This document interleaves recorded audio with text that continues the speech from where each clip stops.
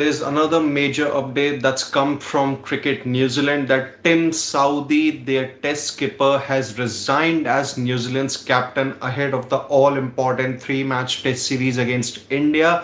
That's going to begin on October 16th. Well, this also is a massive step as far as Tim Southee is concerned, primarily because Southee, before coming to the Asian subcontinent for the two matches against Sri Lanka that New Zealand lost 2-0, and now for the three-match series against India, he had categorically stated that he would not be assured of a place in New Zealand's 11 because they would want to have a spin dominated, spin heavy 11 for the series against both India and Sri Lanka. But then things didn't really obviously, Southee was one of their premier pacers for the Sri Lanka series, also didn't really do well, didn't really put up those brilliant performances, and that's why due to lack of ineffectiveness, and obviously there was a doubt that whether he would continue as New Zealand skipper or not.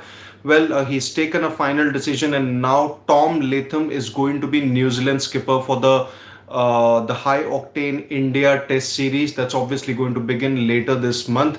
And Southee did put out a statement, just like Babar Azam, that captaining the Black Caps in a format that's so special to me has been an absolute honor and privilege. I've always tried to put the team first throughout my career, and I believe this decision is the best for the team.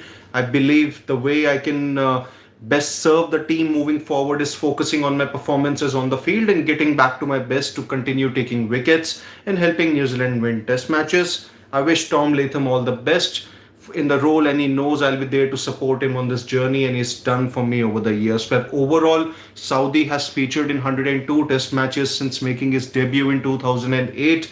He's claimed 380 plus wickets, one of those rare New Zealand bowlers who has done that. He captained the side in 14 test matches, a total of 6 wins, as many losses, and 2 drawn matches. So, ever since he took over the captaincy from Kane Williamson in 2022, so first of all, Tom Latham was obviously New Zealand's long-standing vice captain when Kane Williamson was their leader across formats. But when Kane Williamson decided to step down as New Zealand's test captain, then it was widely touted that Tom Latham would take over. But then it came in as a surprise as Tim Southee was appointed their full-time test skipper. But then Tom Latham was obviously going to be there. He's obviously going to be a part of the leadership role.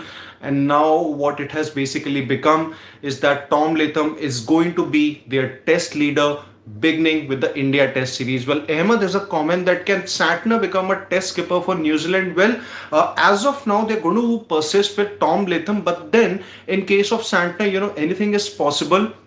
But let's also be, mindful of the fact that Santner isn't assured of a place in New Zealand's 11 when they usually play at home, because that's the time, then New Zealand don't really like to, tinker much with their pace bowling combination, because at home usually New Zealand go with a pace heavy side, and the spinner that they are currently having in their 11 for the home conditions is Glenn Phillips, who is obviously fulfilling the role of an all-rounder to the best of his ability. So Santner is a possibility, but then let's see how things really go. Then he really has to be assured of a place in New Zealand's 11 come the home condition. Shri has a comment, everyone is quitting. Well, it is not a good sign, obviously, but these are the phases that usually happen in cricket. Ahmed Raza has a comment, your views on Babar's abrupt resignation. I'm not really surprised. I think it was meant to happen, and I've said this in the previous video that I did a few minutes back, that it was coming, and Babar didn't really do well with the bat also in the T20 T20I series, in the T20 World Cup 2024, and also in the Pakistan Test series.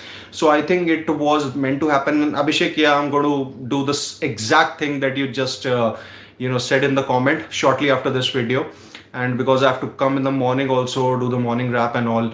So New Zealand's golden generation is spelt fading, sad to see. Yeah, absolutely, that's the case. Most of them are even opting for a casual contract. Best example, Lockie Ferguson. There is Devon Conway also, So I think this is the best of New Zealand generation. We have seen it, and I think they will very well be past their prime come in the next few months or so. Don't really expect those big performances, but then let's see.